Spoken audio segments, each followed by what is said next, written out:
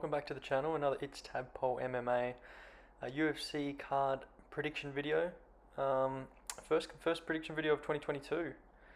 Welcome to the year. It's a late start. It's already February, but I thought I had to get one out for UFC 271. You know, it's boys from my backyard. It's a great card. Yeah, it's probably how things are going to play out this year. A bit infrequent with my posting, but when I'm here, having a good time. Hoping you guys are too when you're logging in wherever you may be. International viewers, I'm sure. I thought being my first prediction video of 2022, I'd kind of have a look back at 2021, the year that was. Not a full breakdown of, best picks, best bets, but just a little overview. It was a bad year. I tipped only just above 53%. Went down 13 units on bets as well, predominantly from the multis. We only hit one in the entirety of last year. So, not great results. Definitely looking to turn that around in whatever kind of content I get out this year.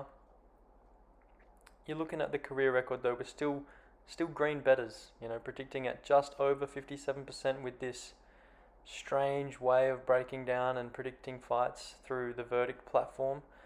For anybody who doesn't know, Verdict, an app you can download, helps you predict fights or lets you predict fights and outcomes, and more unlikely outcomes yield a higher return in your kind of experience as a wager. And it also lets you score fights real time and see how the world scoring fights gives a little more clarity to how bouts are playing out compared to how judges seem to score them, because there is lots of confusion. And yeah, it's the way of the future, perhaps. Enough ramble. Let's get into this one. We've got 6 fights. We're starting off at the top of the prelims. It's Andrei Arlovski versus Jade Vanderaa. Andrei Arlovski 1.33 times on Verdict and $1.64. Jade Vanderaa 3.99 times and $2.20. Jade Vanderaa doesn't impress me. He's a middle of the road heavyweight, and Arlovski eats those for breakfast. He might even eat them for lunch and for dinner. Jade Vanderaa, his striking defense, it's poor. Andrei is a sharp shooter. He's got a really good laser jab, and he throws everything with intent and accuracy. He's really developed that deep into his career. We've seen that evolution. He is a much more reserved fighter, but he still manages to mount damage. He's not going to be a guy that gets caught in reckless exchanges. I think Vanderaa is going to need that. Jared, he showed that he can maintain a pretty high clip. He landed 120 plus, he landed that many strikes against Justin Tafa, but Tafa is a pretty low level heavyweight himself, and that was an absolute slugfest. Andrei, he forces you to fight at his pace. I believe he still has power, and when he hits a nice counter early, it makes his opponent aware of that power, and it just becomes a much more tentative fight, and it becomes a fight dictated at Andrei's pace. I just don't see Jared walking through that kind of danger range consistently enough to make this the dogfight that he needs. Andrei's too technical for mine. I've got him via a decision at 1.8 times. I've got a basement wager on this one, given that it is such a short price on Verdict, but I think it's how it plays out. Next fight along, Bobby Green versus Nazareth Hakparast. Bobby Green 1.38 times and $1.72. Nazareth 3.61 times and $2.10. It's a cool fight. I do like Bobby Green, and I have my doubts about Nazareth, but this price is too much. Far too high on Verdict. Because Bobby Green, he has a winless style, man. He's the most unlucky guy on the score sheets. And why that occurs, I don't know. I feel like he just loses the bigger moments. He's got so many pluses about him. He's got volume, he's got cardio for days. He's a very exciting fighter, a hands-down fighter. Great head movement. He's got the footwork to boot. But he can get caught and he can get pressed and lose control of the cage and lose control of fights. He's susceptible to getting swarmed, and although his defense remains true, which is evident by only getting knocked out twice in 40 pro fights. The judges just do not favour him as a result. You know, he's had so many close 50-50 calls that just do not go his way. I still have faith. I think Nazareth can go to work. He is an awesome boxer himself, very well balanced over his front foot, and he is a hard hitter. He's got 9 professional wins by knockout. His footwork is sound. His last fight, the one against Dan Hooker, is a big learning curve for him. He's still a young dude. He didn't land many strikes in that bout, but when he did, he landed hard and he landed well. The thing in that fight was he just conceded too much ground to the bigger, longer man. He let Dan dictate the fight. And that puts him here against a guy hoping to do similar things, and I think the Dan Hooker fight was the perfect bout to have coming into this one for him to work on those things, to work on his octagon positioning, to work on his footwork and his exit routes, circling back to center. I think we see a more explosive Nazareth here, a more aggressive version of himself, looking to kind of get off the cage and maintain that center and control the pace. And if he does that, he beats Bobby Green. I'm certain of it. Another reason, of course, why Nazareth did lose the fight to Dan Hooker was his defensive wrestling. It's going to be interesting to see how that goes. Prior to the Dan Hooker fight, he had really no concerns in that realm. Hooker really did have his way in that last fight, kind of with the grappling. Nazareth's takedown defense still sits at 78%. It's solid. Bobby's an awkward grappler. He's not a chain wrestler or a really dominant force on top. I do rate his submission game, but he definitely isn't a control-based grappler at all. And if it does hit the mat, it's going to be interesting to see how Nazareth copes, because he might play some mind games on him given the way his last fight panned out. But I'm banking on it, and definitely at this price, I think you can't go wrong. Nazareth Parast via decision at 5.05 times is the call. Next fight along, we got Kyler Phillips versus Marcelo Rohe. Kyler Phillips 1.25 times and $1.22. Marcelo Rohe 5.01 times and $3.96. Another guy here, Kyler Phillips. I've still got faith. He's coming off a very, very close majority decision loss to Hallian Paver. A concern in that fight was his grappling. It dropped off a cliff. His conversion in the third round was abysmal. But there's been plenty of time between that fight and now for him to drill that, to drill his wrestling when fatigued, both from a defensive and offensive point of view, because he's such a talented fighter. He's a very, very wise striker. I believe his defense is phenomenal, and then he gets it done with combinations offensively. You know, he's got a strong kicking game. He likes to tail off his combinations with kicks. You look at his accreditations, he's a Nikita black belt, which is a Japanese form of martial arts where they blend different forms of striking and submission grappling into a name they've named Nikita. It's an ancient art form. Do some reading up on that. It's very interesting. But yeah, his ground game, it's something that's not talked about enough. This guy's submission grappling is very, very good. He only has one submission in mixed martial arts, but he has it there, and Rohe loves to find himself in tricky spots on the mat. He's only had one fight in the UFC, was against Charles Jourdain. He got knocked out.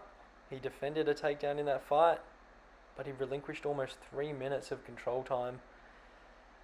Kyler is a much more advanced wrestler, much more advanced grappler than Charles Jourdain. I think Kyler's better on the feet. Marcelo Rohe, he's okay. He's got 8 professional wins by knockout. He obviously has some power. But I think Kyler is more advanced, more technical, more versatility in his approach. And I honestly think he gets tapped on the ground. I think Marcelo Rohe gets tapped on the ground. I'm backing Kyler. to go out and show us some grappling in this one after that kind of lackluster performance against Halion. Working on those shortcomings. Second round submission at 24.20 times. That is the call. Moving on. Jade Cannonia versus Derrick Brunson. Jade Cannonia 2.14 times. The underdog on verdict, but the betting favourite at $1.53. Derrick Brunson 1.88 times and $2.39. You know, with Derrick, credit where credit's due. What a run he's on. I think it's a 5-fight winning streak in only a matter of 2 years. Unfortunately, it ends here. You know, this man, he has impressed me. His will to win, his smothering wrestling, and then the aggressiveness with the ground and pound, and then even seeking a submission victory in his last bout. But the fact remains, you lock Derrick Brunson in there with a power striker, and the chances are his lights go out. The counter argument to that point is he has fought some awesome strikers in this run. You know, Edmund Shabazian, Kevin Holland to an extent, and Darren Till. And that is true, but none of those guys carry that same sting in their shot that Jared does. Because Cannonia is a fucking powerhouse. Technically, Jade Cannonia actually super responsible. His defensive numbers, they're fantastic. His range management is great. He will kick when he needs to, but he likes to kick low, target the low calf. That's going to be a great technique in this one to avoid that kind of caught kick that grapplers look to pounce on to offset the balance of their opponent and work their grappling. For mine, the range management is going to be what troubles Derrick the most from a wrestling point of view. And those high defensive numbers, that footwork, that kind of all relates back to his footwork, his lateral movement, his exit routes. That's going to really frustrate Derrick from a wrestling point of view. I do think that if Derrick survives, he will break. He'll break Jared in the third round, kind of like he did to Edmund and like he did to Darren Till. But I think that no matter what, Cannonia knocks him down in whatever time precedes Derrick's wrestling, and all that we have to do from that point on is count on him to finish it, and Jared goes for it. He has that killer instinct. He's going to finish Brunson either in the first or the second round with a knockdown, and then hammer fist from side control, hammer fist against the cage. That's how I see it. And as for my official call, I've got Jade Cannonia via first round knockout at 3.32 times. Co-main event, Derrick Lewis versus Tai Tuivasa. Derrick Lewis 1.54 times and $1.52. Tai Tuivasa 2.85 times and $2.50. Derrick Lewis is a favourite on verdict and at the bookies. He hasn't been a favourite for a couple of years now, and that is a dangerous prospect. You know, he has been fun for those doing it, riding, you know, that 3-1, 2.5-1 ticket, just kind of knowing he's outmatched, but also knowing that he always has that chance to win with the unmatched knockout power. But in this situation, when he is actually favoured to win and you're banking on him to kind of break down an opponent or just land that shot at favoritism, no thanks. I don't want to be that guy screaming at the screen, just yelling at Derrick Lewis to fucking do something with a $1.50 ticket in my hand. Because I can see that happening. I can see Derrick being stuck in the mud at points in this one. He fights in short bursts. We all know that. And we all know that if he hurts you in that burst, then he's an absolute animal, and you probably won't survive, because when he smells blood, he will go hard for as long as it takes, really. Hammering your head, hammering kind of your high guard until either you drop or the ref is just forced to break it up because it looks so grim. But if he doesn't land that shot and doesn't get that extension of his combos when he gets amped up and knows he is within moments of securing a knockout victory, he fights with a defeatist attitude. He might only give you 1 good minute of action in a round, and the other 4 minutes, he's getting work from the outside. He's getting backed up. He's pushed against the cage. He's getting his legs kicked off. In the right matchup, he's getting his head jabbed round. We've seen it time and time again. And sure, it does take a skillful and patient opponent to do that. And that's the question you got to ask yourself here. Is Ty that? Is Ty a skillful and patient opponent? To be perfectly honest, I'm unsure. We have seen some level of maturity in Ty's game. He does take his strength and conditioning a whole lot more seriously. His Instagram is testament to that. But he's still wild. No doubt he's skillful, but the patient side of things, he's a wild man at heart. Technically though, he works really good angles. He has better footwork in my opinion than Lewis, and thunderous leg kicks. Ridiculous leg kicks that I believe could fold any heavyweight landed on the right spot or in the right volume / accumulation. And he's a fast guy. He bounces in. He doesn't rhythm step, but he's an explosive guy. He can hide behind a jab and then commit to the pocket as well. He likes to bounce up off his toes, rip uppercuts. Of course, Derrick Lewis likes to do the same things, but Ty is much more active. And I'd say Ty is faster. I can honestly see Tuivasa winning this fight. I really can. It wouldn't come without cuts and bruises, and it wouldn't come without adversity. But I'm riding that. I cannot have Derrick Lewis at this price on verdict or at the bookies. Tai Tuivasa via a decision at 12.55 times. The decision play is a read into Ty having a volume advantage, in my opinion, being able to withstand whatever bursts of activity Derrick Lewis presents with, and then Ty just looking really good to the judges for the remainder of the time, pressing back, having a level of patience. That's a big variable in this one. If he's not patient enough, he could get caught. But his chin is sound. He's suffered a couple of TKO victories. JDS, ground and pound. He had no way of getting up. I don't think Derrick Lewis is going to offer that kind of mounted threat that JDS did. And you look back to that fight, Ty had JDS dead to rights in the first round. So, anywho, we're talking 3-4 years ago now. It's besides the point.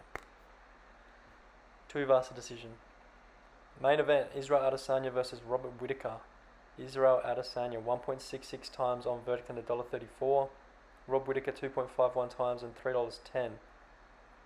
It's an epic scrap. It's a long time in the making. Whittaker super deserving of this title shot. He's taken out all of the other contenders, and just he remains.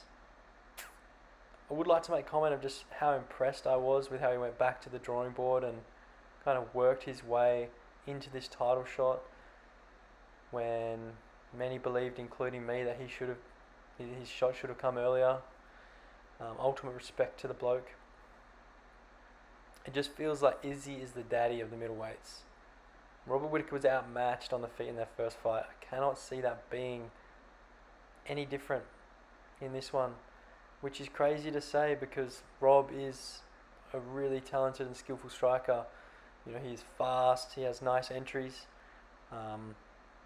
He throws in combinations, will whip that high kick up over his back shoulder at the end of a step through, and he gets such good length on that combination, on that kick, and he lands it so effectively as a result. But Israel is an absolute master of range management, down to the centimetre. All of Rob's techniques. Izzy has the blueprint, he has that information downloaded from tape. He has information downloaded from their first fight. And within a round of this one, maybe a round and a half, he's going to have the most updated version of the Rob Whittaker striking database laid out in front of him. And then it just gets super, super tough for Rob. I have no doubt that Rob's going to land on those blitzes. It's how he's going to get to Izzy to cover that middle range. But Adesanya's counter game is so smooth. And his reads are phenomenal. Rob does blitz in kind of off his bounce in that wide karate stance. I have no doubt in my mind that Israel's going to be across that shit. He's going to read those entries, choose when he's too close and kind of slip, disengage, and then choose when he's just out of range and knows that Rob's not going to catch him, and either meet him or slip back and rip in a hook. An ugly fight favours Rob.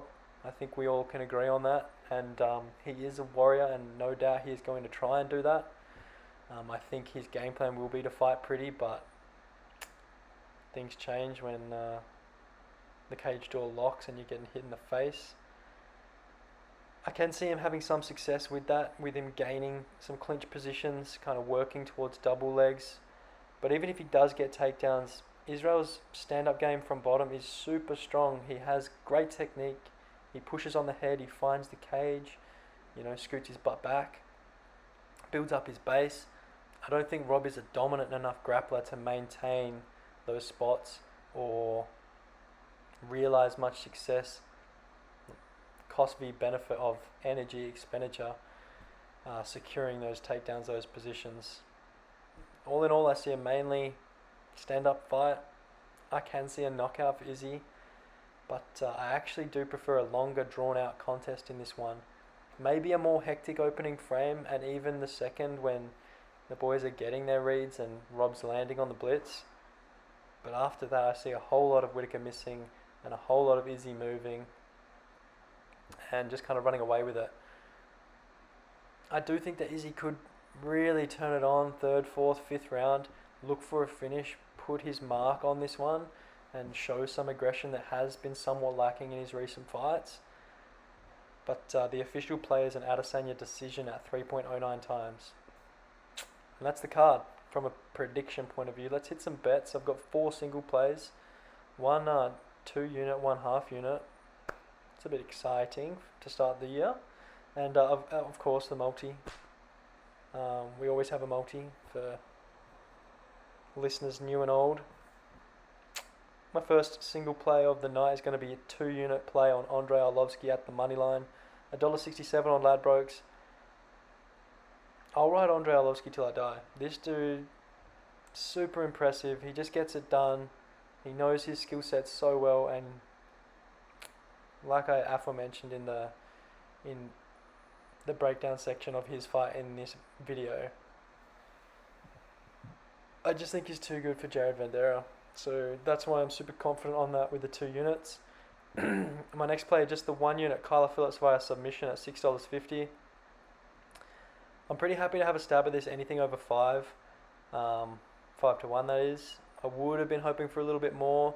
The bookie's kind of paying a bit of disrespect to him only having 1 pro sub as a mixed martial artist. But I still think the price is right, especially for a guy against Rohe who, like I said, puts himself in some really bad positions, and as I'm predicting, Phillips to go grappling heavy. Yeah, $6.50 is a great price. I've convinced myself. Hopefully I've convinced you guys. That's it. That's if it wins, of course. But we don't count when they lose. My next single play, it's also 1 unit. Israel Adesanya via either a finish in round 4 or 5 or by a decision at $2.30 on Ladbrokes. I like that kind of coverage for the championship round finish if Izzy does turn it up, like I have kind of said I feel. But also that safety net if it does make the way through 25 minutes. And then my half unit play, it's a weird one. I'm taking Adesanya by knockout in round 5 at 26 to 1 on Sportsbet. Just a half unit, but again, reading into that ramped up volume, ramped up aggression late, leave a mark on it. And by that point of the fight, I expect Rob Whittaker to be wearing a fair bit of damage. That's my 4 singles. The multi, reaching into the prelims for the first leg, taking Alexander Hernandez at the money line as a dog. I'm taking Arlovski at the money line. Love that leg. Please win, Andrei, or else I'm fucked. Last leg, Tai Tuivasa by decision, tallying it at $37.24 on Sportsbet. Obviously, the Tuivasa decision and the Arlovski money line speak for themselves. To give a little bit of reasoning on the Alexander Hernandez bet, Moicano, his opponent, bit of a letdown artist, I must admit. I really like the guy. He's got some volume striking, some solid boxing, and obviously a phenomenal submission grappler. But the dude has zero chin.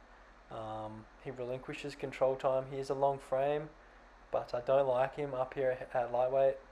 I think someone like Alexander Hernandez, a really young, strong, lean dude, can just have his way with wrestling. Mind his P's and Q's on the submission front, but then also just land the heavier blows. I think he is maturing, evolving as a fighter, picking his shots more wisely. The Cowboy fight was very reckless. We're a good 3 years removed from that now, and growing up in the UFC, I feel like that gives you an edge on lots of your opponents, and it kind of advances your skill set and your abilities beyond your years. So I like Alexander Hernandez in this spot, and that's why that dog juice to pump this multi up, I like it. That's it, guys. Thanks for sticking around. First episode of 2022. I'll be hoping to do the pay-per-views going into the future, and maybe a few between, but no promises. If you're here listening anyway, I appreciate it a lot. Got my socials down in the channel. I still post on Instagram when I don't get a video out with my picks, a few bets here and there, a bit of chit chat, a bit of shit talk. That's what it's all about anyway. But yeah, that's it, guys. I'll see you on the next one. Catch up.